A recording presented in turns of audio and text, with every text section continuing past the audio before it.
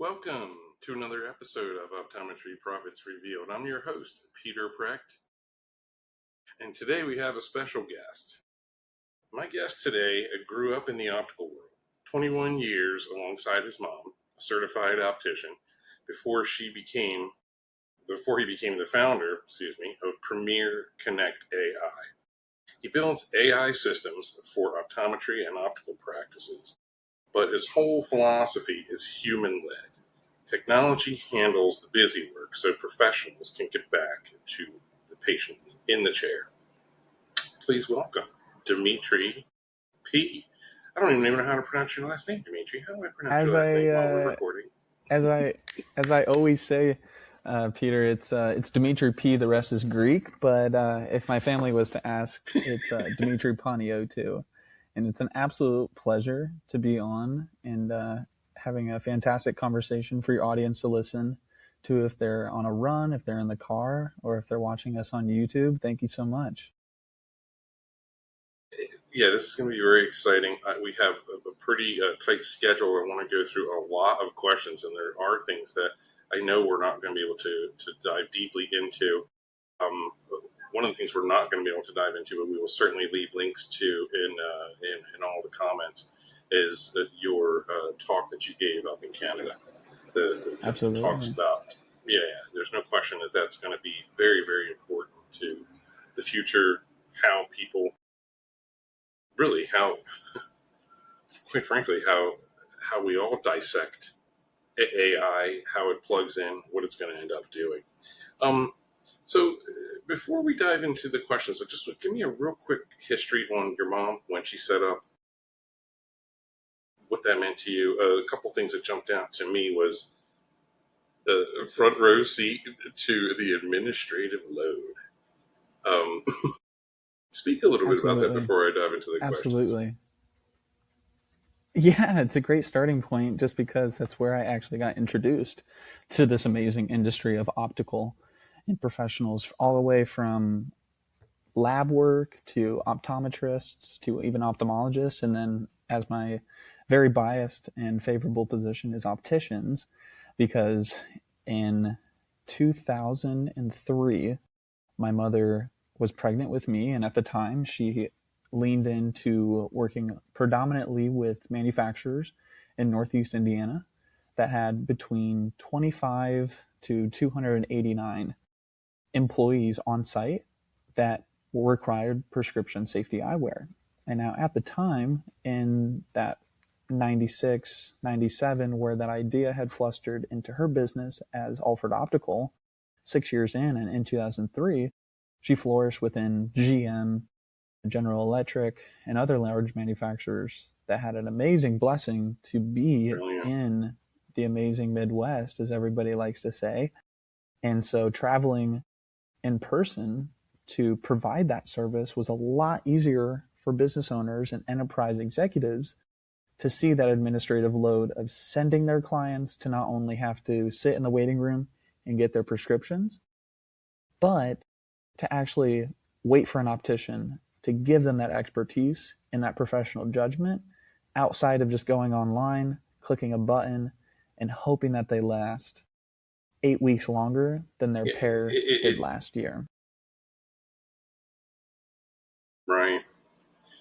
It's wonderful for a person in safety to have a single touch point, to have a point where, if there's multiple places and answers, deliveries, product, problem resolution, they become critical, and they are obviously the measure of how you do what you do. But when a plant has someone like that running their safety eyewear program from internal to external, like your mom was the external part of that you can't go wrong.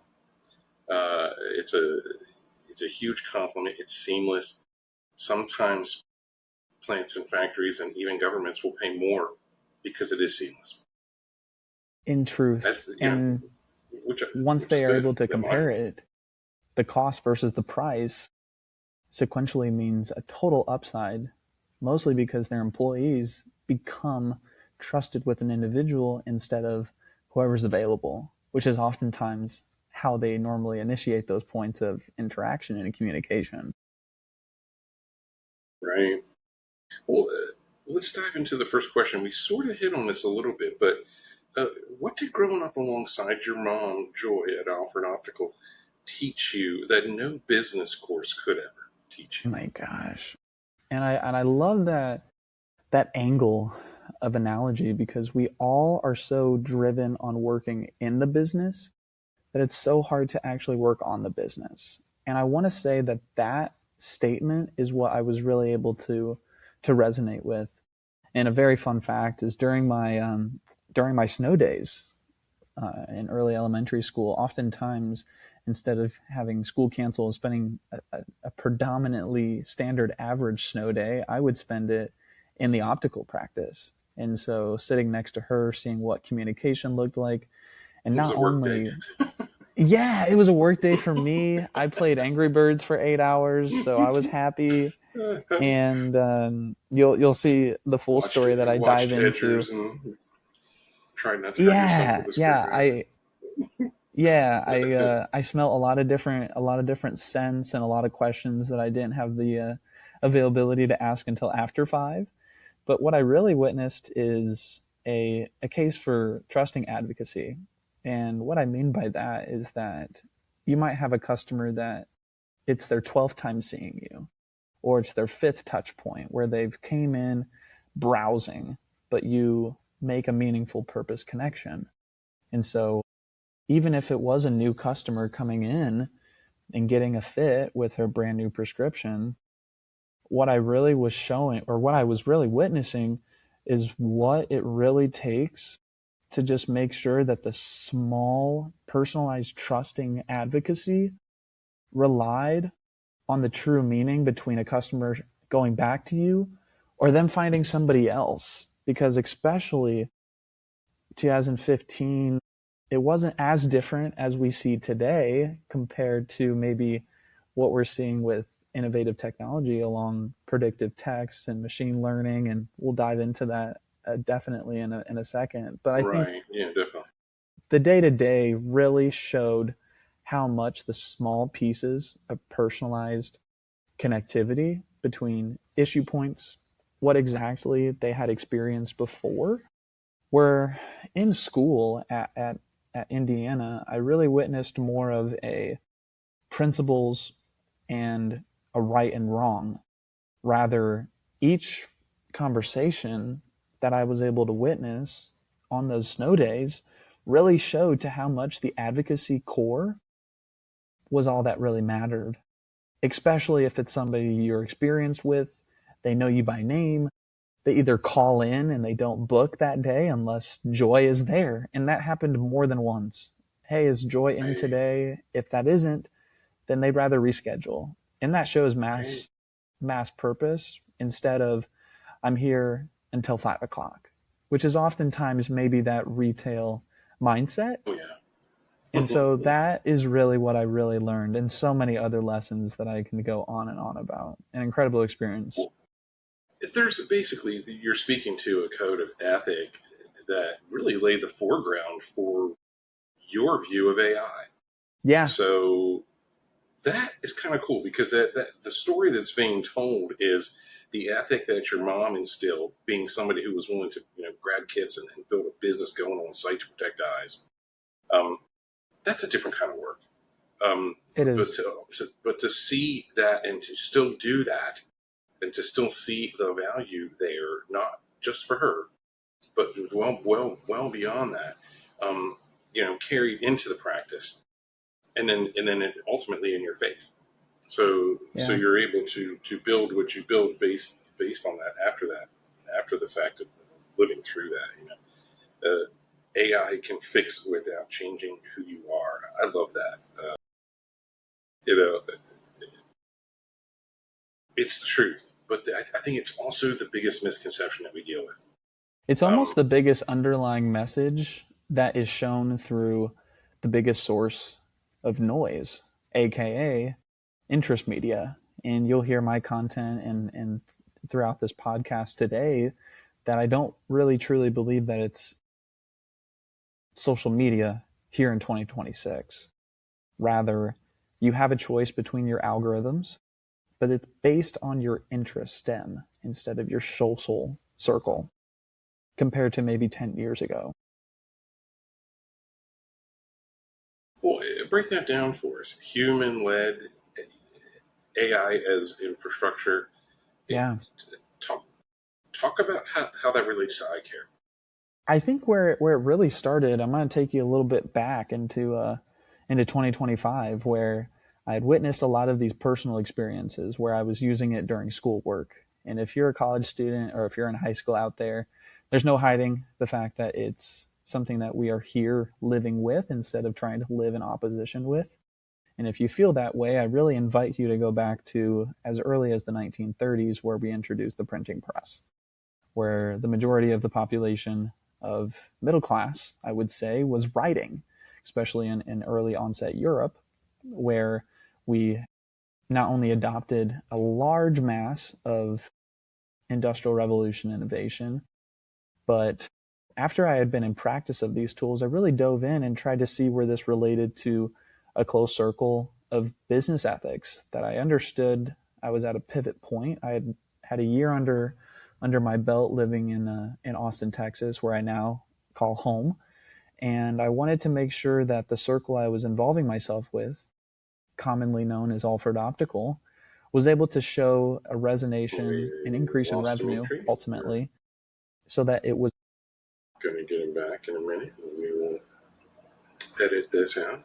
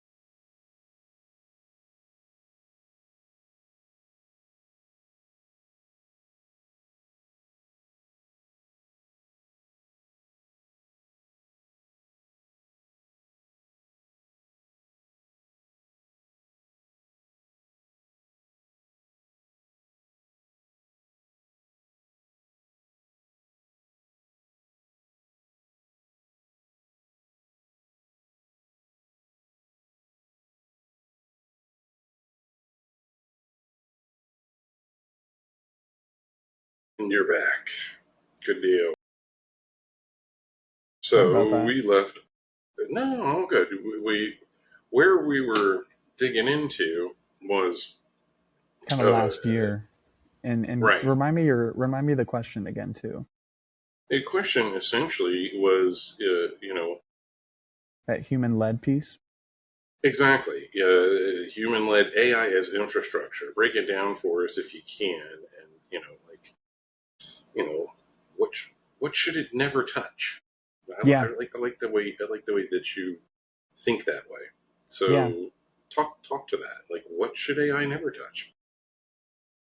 And so the 3 months that I took during last summer essentially was a compounding market evaluation across a authentic elevation, and where that really fit was in the transition of where my mother's business was, because it was the closest within my circle. I wanted to show results, and I wanted to make sure that it was able to be testimonialized for other people within her industry across her community groups. And one of the best community groups that she's been a part of, and I will praise it on the rooftop forever, is the Secure Vision Academy. And so that previous experience was something that I was really looking forward to, but I understood it's got to work for one before it can work for a lot. And so I was able to understand exactly what that lead generation workflow was on the manual intake. So finding either individuals on LinkedIn or Facebook groups, or even past in-person community groups. Since my mom is mobile, it is not against her like-mindedness to go and be in person, essentially, actually be face to face, and then use some certain forms of digital advocacy, so that not only her audience is seeing her in person, but they're also seeing her online. And that was a secondary approach. And so what really helped me split the line between where things AI can work agentically, which means it has the sole reason and ability to not only learn from itself, but it was also able to complete work tasks based on personal filtration. And I always go back to a brand filter where I understand preferences as well as initiations that are backed by core vision and missions, where you're not going to use AI to automate everything. The moment you do that, I really believe you almost put yourself in the same set of watching 1,000 YouTube videos on one subject. We've either done it on, trying to make money online, or we've tried to learn it about things that work from corporate CEOs. And so that really puts us in a paralysis analysis state. And I think it's easier than ever to have both sides of our brain follow that imbalance, because consumption is everywhere. I don't leave my house without my phone. And if I have it on me, then it's just the chance that I get sent a reel or a TikTok or something that's going to be distracting. We all fall to it. But where I was able to really split is, where was it that my mother felt authentic? What is it that she does Monday to Friday, Monday to Saturday, no matter what your schedule looks like? And also, wherever your timeline is. My mother has been an incredible ABO certified optician for almost 50 years, but she has friends that are super close that have just started in the last 5. Well, there's a different comfort level for someone who's routine on Instagram to shift into TikTok. And yeah, I don't know how to explain it unless you're doing it. And that's the biggest part. I just don't know how to say that, other than live the experience. Because very often when you get involved and begin posting routinely in different formats, you quickly understand that your previous perception was completely wrong. That's a great point. At least I've found that is a good point. I don't want to speak. I can't speak for you. You probably went in very clearly knowing the differences between YouTube and Threads and all of them. All these different types of communication in social media ways. Where are you comfortable with? I know in eye care we've seen a lot of comfortableness in Instagram, and now we're seeing people reach into the TikTok world. But without rabbit trailing too far, I did want to ask this real quick. You talked about more authenticity and not more automation. So, and you answered this to some extent. How can adding technology make a practice feel more human instead of less human? At this point, AI is not going to be any worse than today. And I think the same falls for a lot of interfaces online, which has taken up a great majority of the optical industry. And yes, no matter who you talk to, even if they sell online, it might not be their favorite way of getting in face of their customers, mostly because there is a ton of different attachment points to where they finally have a happy customer that either writes a review or sends them a message, or oftentimes comes back and buys from them again.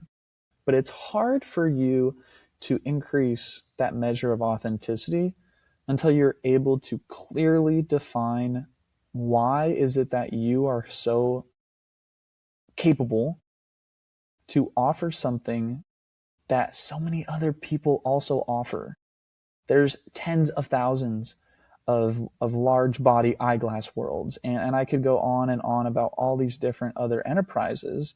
But there's one thing that I really believe that they don't advocate for, which is customer first, ability second. And when you're able to operate authentically, that question naturally comes into fruition, where you don't even often have to ask yourself, because you're focusing on the very core of where you can make that customer feel one of one. And so back to your question, it's really harder, but it's also easier. And here's what I mean. It's harder today to be able to ask yourself those questions because then your phone rings or your phone bings. That's exactly what I was going. And we all know, I know there's one person out there that's listening that knows exactly what they need to do today in order to be 1% better than tomorrow, but it's not going to happen. Unless you're eating dinner, realizing you didn't call back. Exactly. Yeah. Big gulp. Like, oh, I didn't do this. And what do I have to do in order to do it before somebody forgets? Because we all are adopting this short consistency of physical awareness, as well as mental and spiritual. But at the same point, you're wanting it to be physical to where they're touching a button, they're booking an appointment, or they're purchasing. They're instantaneously able to see the value and not have to think of a secondary approach. Oh, I need a second opinion, or maybe I saw this on another website, so maybe I might give it a shot. Instead, they see the upside on what they see within that 3 to 4 minute window. Even if it's a short form piece or any type of exposure, you've got to act fast before somebody acts for you. That's a good way of putting it too. So what's the first safest step for a team to start? That's a great choice. That's a great thing. And I want to go back to maybe the most asked question I get from optical professionals as well as enterprise owners is, Dimitri, there's all these models. And even if you're not AI literate, you've heard of OpenAI, you've heard of ChatGPT. If you haven't, I invite you to open up the internet and look it up. And there's Anthropic, and there's Gemini, and there's Perplexity. But the biggest question is for you to ask this simple question. And I probably ask myself this 50 to 100 times a day. I'm using AI in order to blank, in order to make or save me blank. And I'll give you an example. Today I was onboarding a new prospect that had two different discovery calls with me. So I was able to take transcripts from those awareness presentations and actually composite what actual solution is going to be the best piece that's going to show results within 30 days. And from that conversation, I was able to outlay, I'm helping this business use AI in order to manage consistent customer communication in order for them to save 12 and a half hours a week. And they were doing this manually, especially because they weren't a practice that was open Saturday mornings, where I want to say a good majority of are. So it gives them that 24, sometimes 36-hour bubble between closing on Saturday to their 8 a.m. open on Monday. So that question is a great place to start. But I think the best initiative, because these tools are so interchanging. And by the time this podcast comes out, you might be listening to it and you might see a brand new model. And you might think that if you don't jump ship, then you're going to be left in the dust. But I promise you, no matter where you're starting today in this amazing AI era, and I say it's amazing because I emphasize authenticity before automation first. And so I do an audit, and it is very concise. It relays what exactly my customers are seeing on my website, which is still a very live piece. Just because AI agents are doing 56% of the majority searches online, you still might be using Google, but it's being used by AI agents from their AI models. But back to your question here, Peter, what are the 3 interfaces that you work with on the daily basis? 1, it's probably email. It's probably Google email. It's probably, gosh, if I think about the good times, I think about Yahoo. But now that I think about it, it's probably not as popular anymore. And then you probably use some form of Canva or some form of digital presentation to send to colleagues, or Google Slides. If you're a Google fan like I am, I use a model called Claude. And a company from San Francisco named Anthropic allows you to connect and even customize connections on the most used applications so that all you're having to interact with essentially is your machine learning model. And then instead of completing the manual tasks, you understand every morning at 8 a.m. I go through my email and I check what I need in the inbox and what I don't. That can easily be initiated because you've broken down the repetitive steps, and then you're able to do that with the second most accessible. So it's not what needs to be changed, it's what is it that you're already using today that can help you save time or help you make more money. Or help you stay grounded in the ethic that you want to. I know they have a good track record with you owning your data.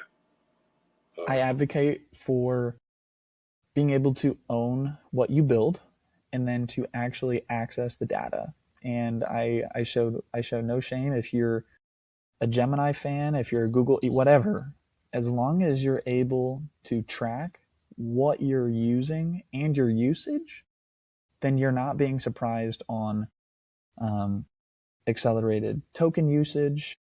You're not being billed for things that you might already be using and accidentally not be able to manage.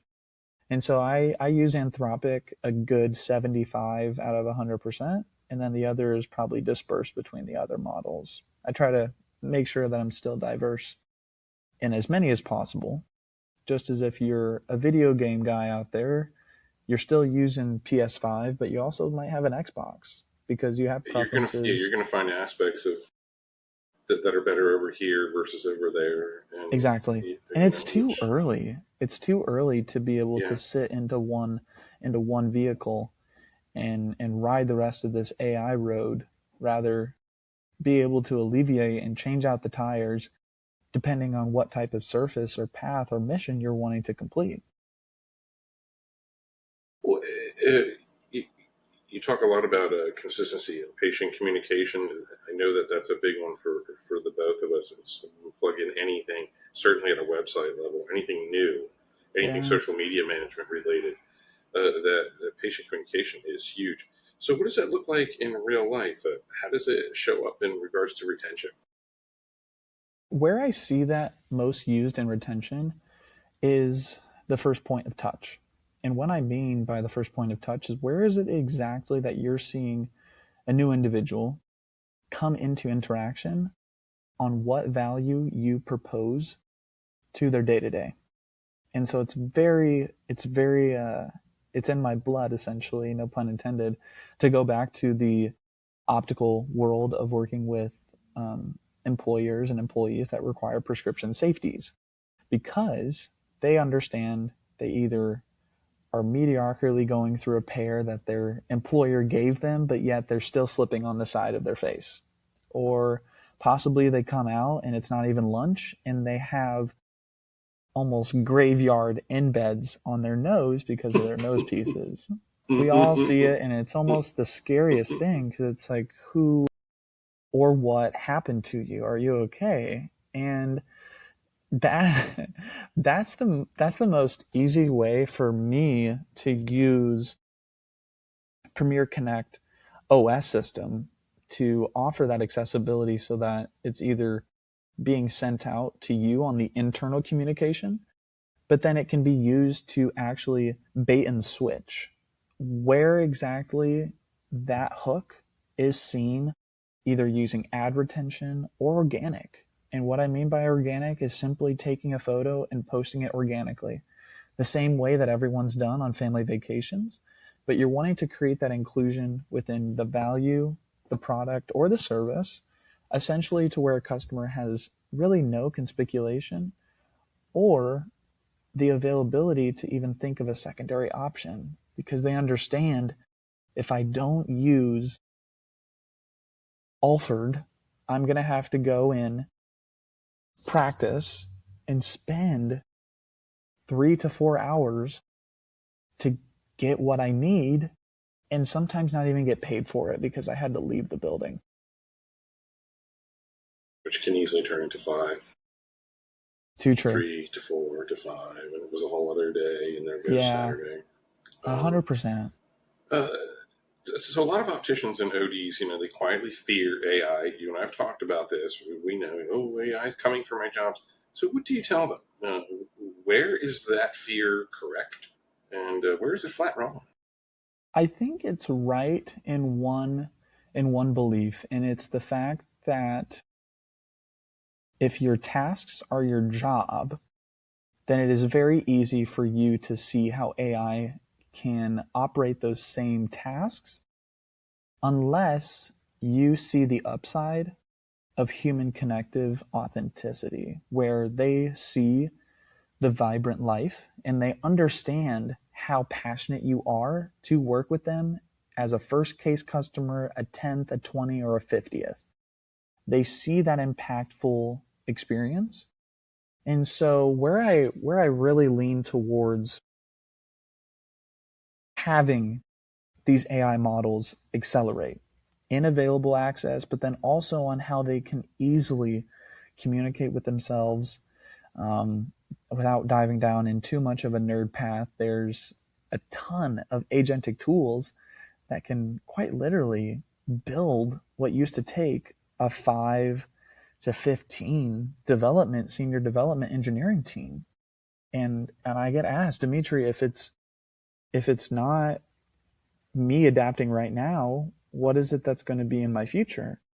And I say, if it's not you learning how to access that 10 hours a week of left behind manual tasks that you're currently having to operate, you don't have a system in place that runs through a personal brand funnel so that it understands preferences, it's able to initiate fast delivery between human and internal communication. So if it's customers or colleagues, and then actually deciding what is it that's going to help me, help my team have results within 30 days. And I say 30 days just because it goes by fast anyway. And so rather than waiting, make a staple so that you're able to not compete against the models, but rather you're able to compete against the same competitors that you have been competing for years, and you're able to increase productivity. And here's another point, Peter. I really don't believe that we are here in 2026 really feeling the pressure of AI being in that replacement field. Rather, I see it on the daily basis of individuals that are against it.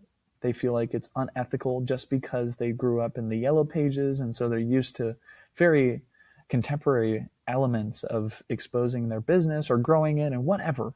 You might not even be a business owner. You might just be working as an optician at a retail place. But I guarantee you, if you're able to access 2 hours a week, 2 hours a week, that might be 30 minutes on a Monday and 30 minutes on a Friday to learn what are you doing today? What are those 3 accessible platforms? And how can AI help me act in the place of?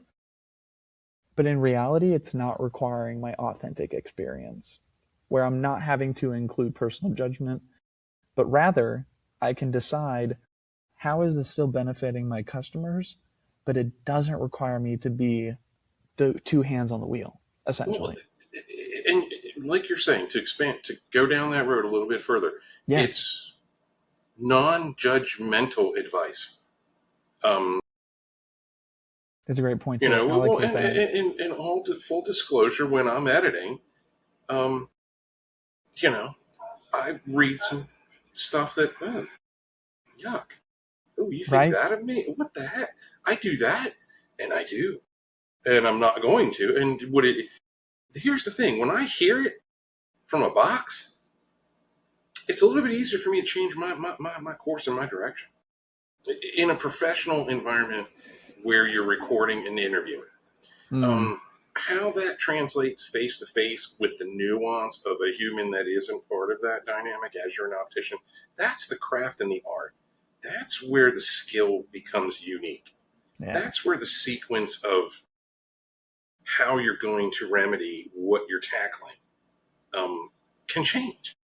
And again, this is where AI isn't adapted to being a human. No. Uh, but um, I take criticism way better from AI than I Isn't do that the from truth? humans. Isn't that the truth? That's the scariest um, point, where it used to be so I almost don't, like I'm looking not at sure what I think comments. of that, but Yeah.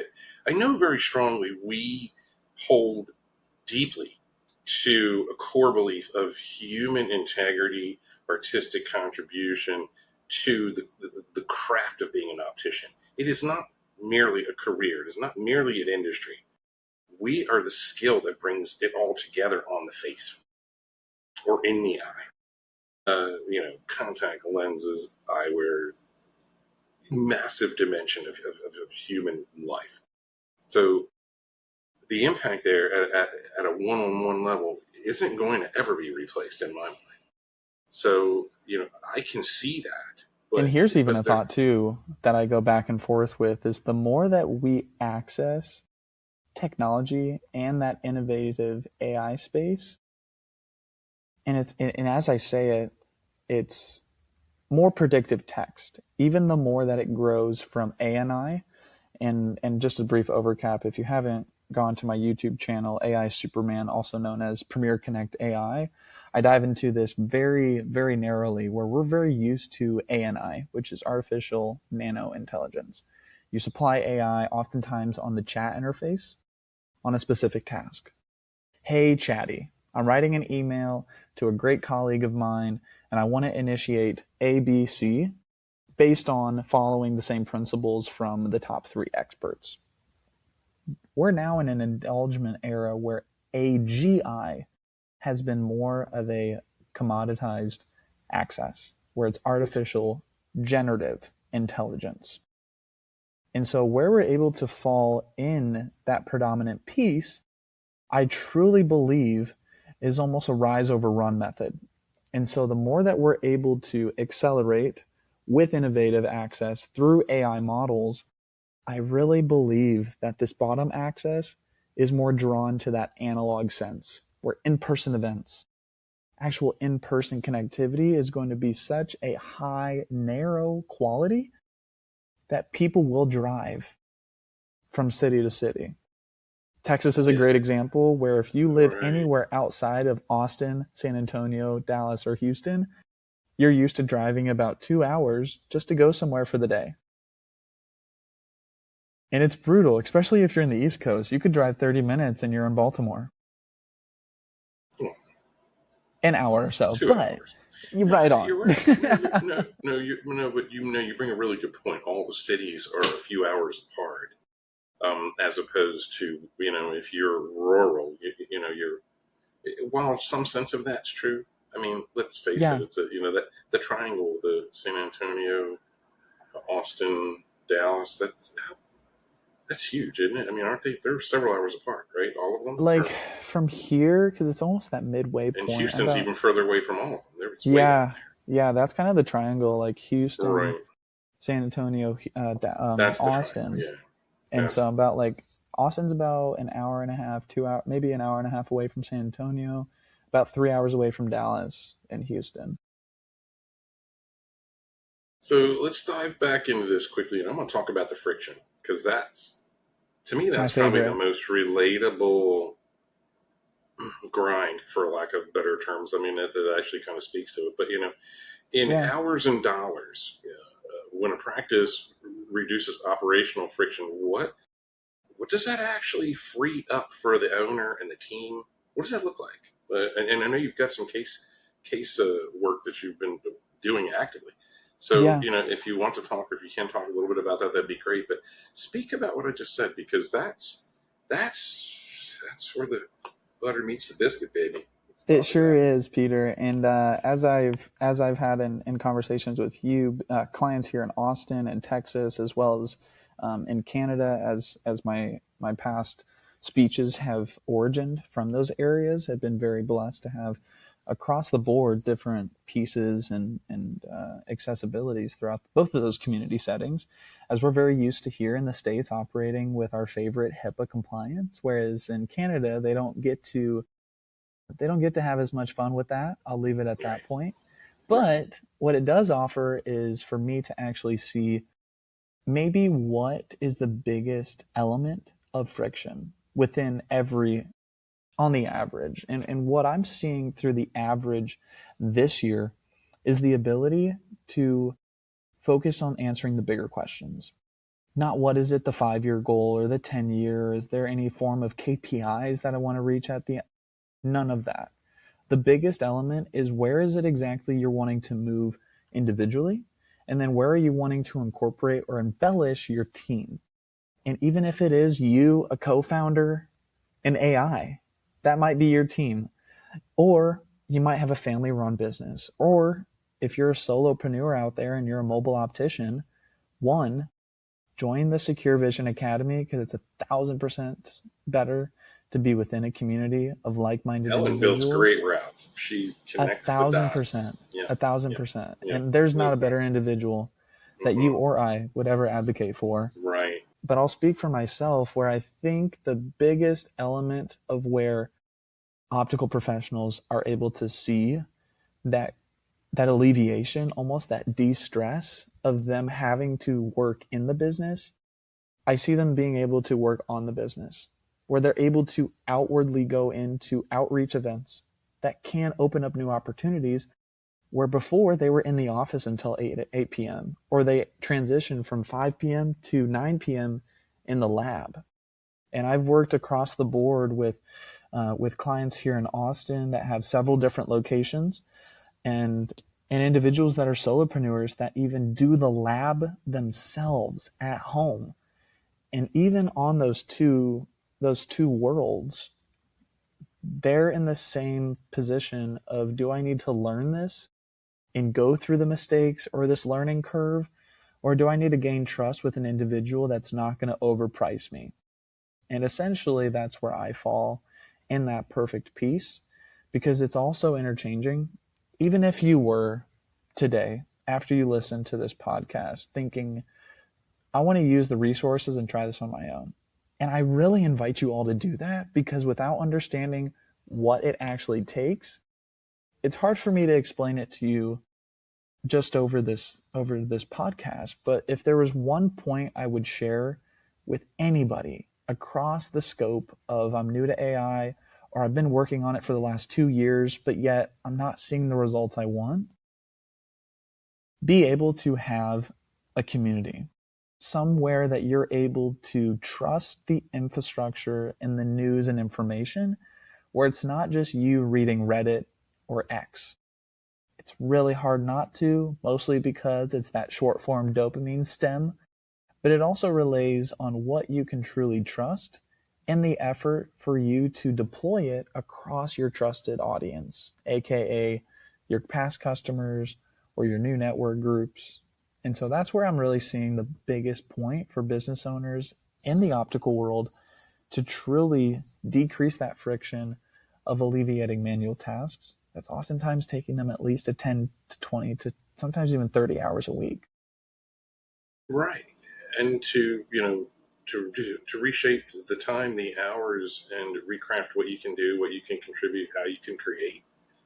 Yeah. To me, I mean, what more do we want to do? People want their lives back. There's a crazy hustle, bustle, madness to every minute of your life. And,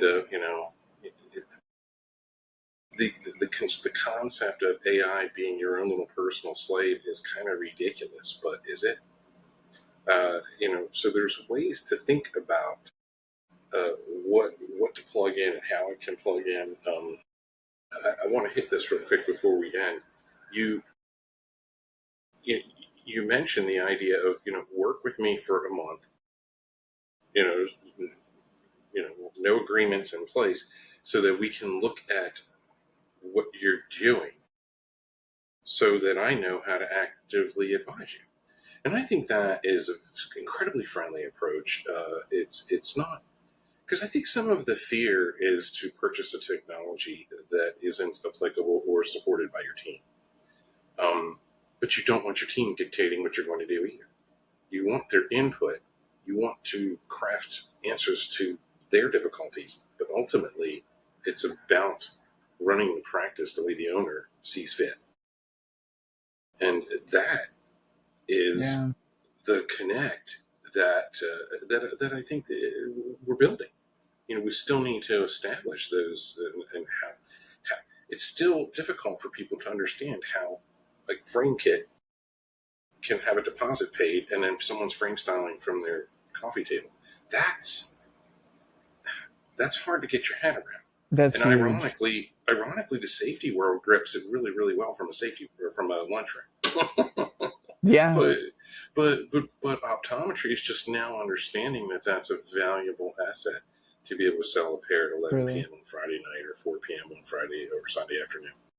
And, you hit on not only the dollar part of it, but, so the first step is what?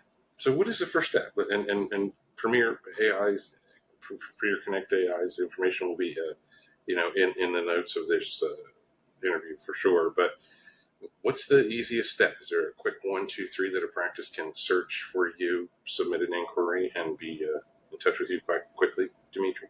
Absolutely. Yeah. I want to go back to where my breakout 5 focal framework, and that is easily accessible. And I want to leave that for the audience to indulge after our conversation, where I'm entertaining the same topic question. I'm using AI in order to blank, in order for me to save or make blank. Right.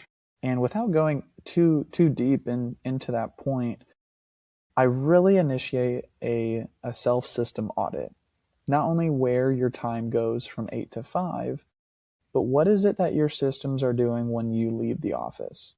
You lock up the back door. Is there anything that's continual, or is everything at a standstill where some of your competition can now not stop?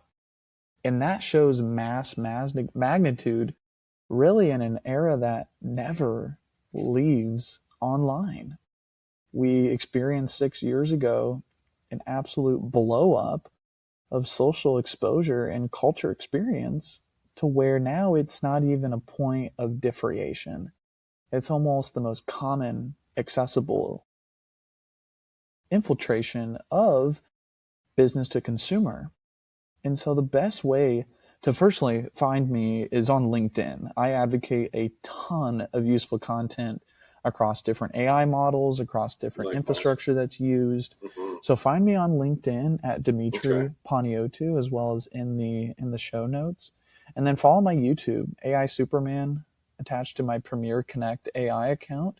If you want to actually see my interviews and past conversations with clients and what exactly I'm seeing to work the best in the beautiful optical industry. Are you there? Yeah, no, it's even as similar as finding the connectors that you already are communicating with on a daily basis, and then going and trying to use it as a one-stop shop. Because I rarely am going into email unless it's something that I am just already having opened. And I rarely am able to have to go into like Google Slides or even sometimes my video production, because I am able to understand what that manual workflow looks like and then subtract the pieces that AI doesn't require or doesn't even offer authentic connection, so that that's where I follow in place, so that what I'm focusing on is not only prioritized, but it's actually going to create some form of impact greater than myself. And I share this all the time because it's really hard. I'm a young founder. Again, I'm in my early 20s, but there's a huge rat race of you got to make money online before you get left behind. In transparency, my friends, there has been thousands of ways to make money before the internet came out. But unless you're able to position yourself in the purposeful impact and then being able to provide that self-responsibility through authentic communication, that's the two stems that I'm commonly, and we've had this conversation all the time, Peter. I really have relied within the last 12 months within education and being able to consume smart knowledge rather than me on my phone 2 hours later realizing that I just doom scrolled from 2 to 4. And don't get me wrong, just because I say those terms doesn't mean I don't do it every day. I try my hardest in order not to. But I really find that if you're in a place where all of this is either confusing or it's all new, I really invite you to look at the top 3 brands, the top 3 businesses that you see in your household on the everyday basis.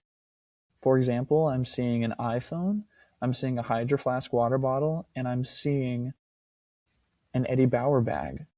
And all 3 of those companies, I rely on the information from the founder.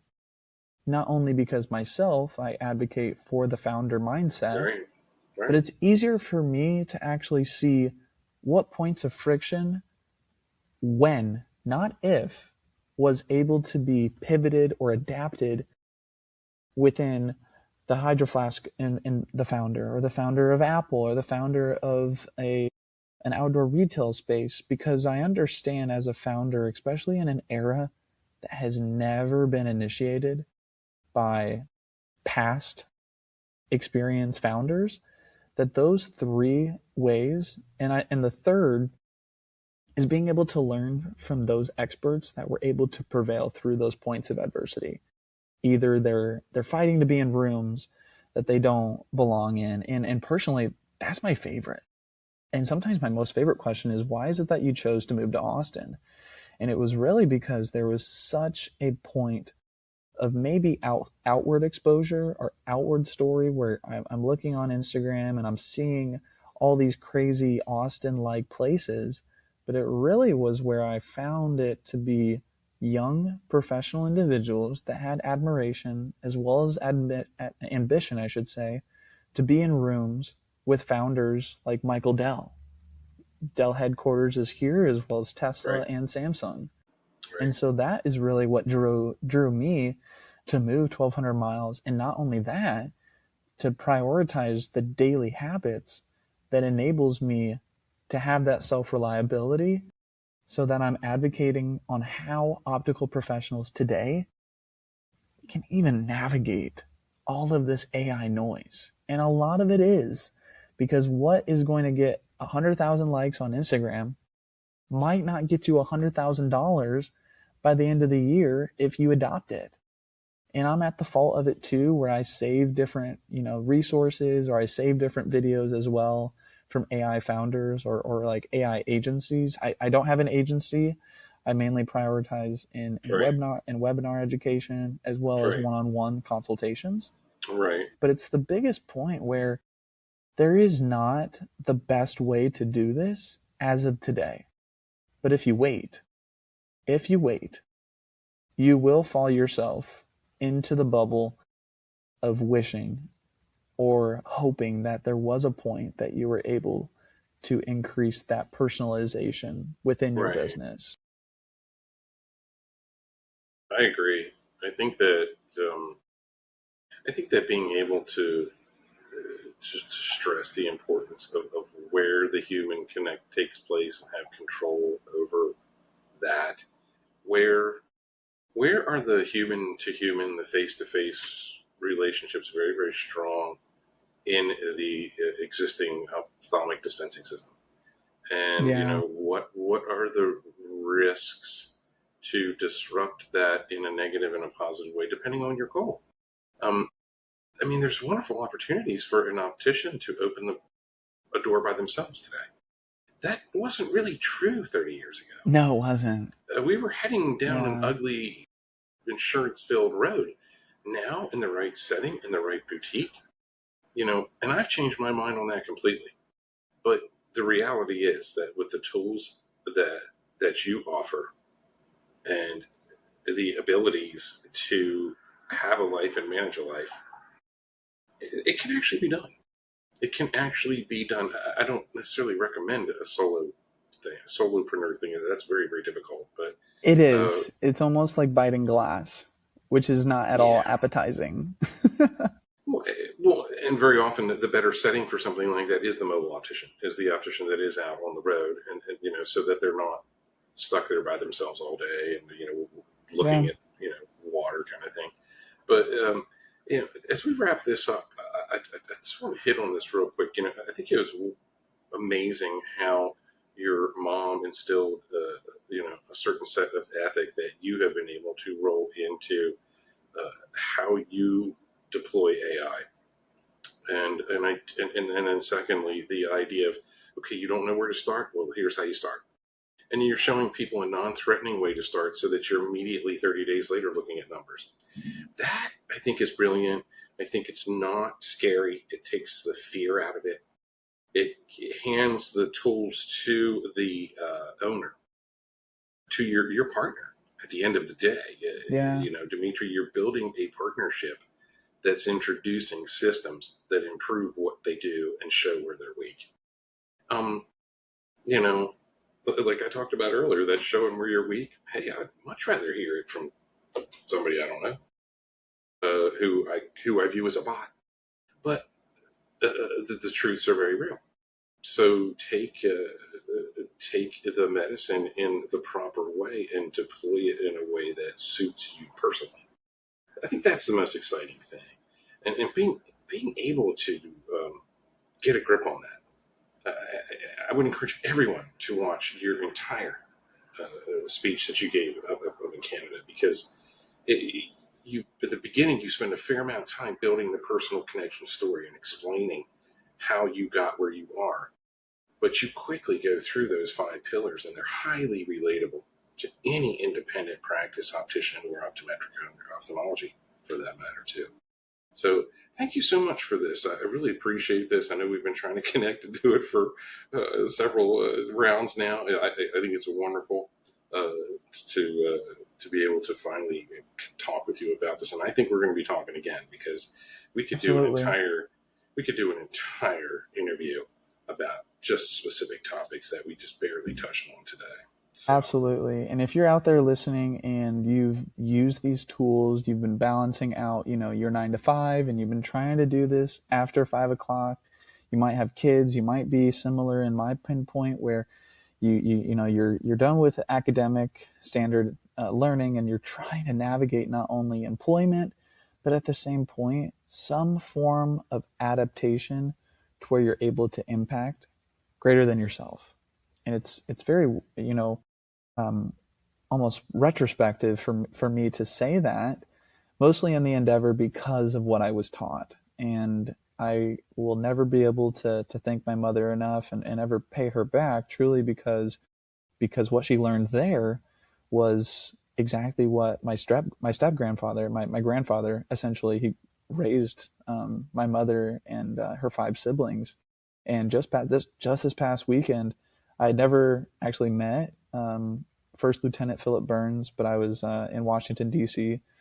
For the Fourth of July celebration. I was able to go to Arlington and actually see where he's at Arlington, and I can only admire the pieces of his optical practice, where he was an optometrist and hired my mother, and brought her in, and trained her how to be an optician, really on the reliance of who you are when no one's watching is exactly how you need to operate, especially when there are a million different nuances.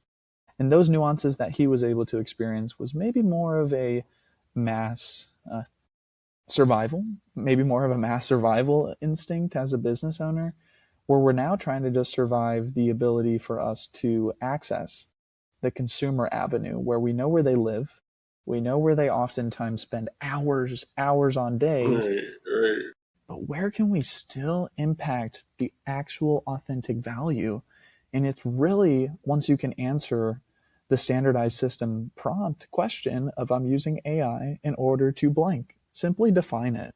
Every person's definition of success is going to be completely different. And at the same point, I know our conversations in the future will dive deeper into these topics. But if you're interested in learning any more, I invite you to follow my YouTube in the captions below. And absolutely, I am super blessed and amazingly thankful for us to meet today. And I definitely want to make sure that anybody watching today is going to the Profit Prescription Quiz. I've been able to overview and actually put it in practice several times over the last 5 to 6 days that I've been aware of it.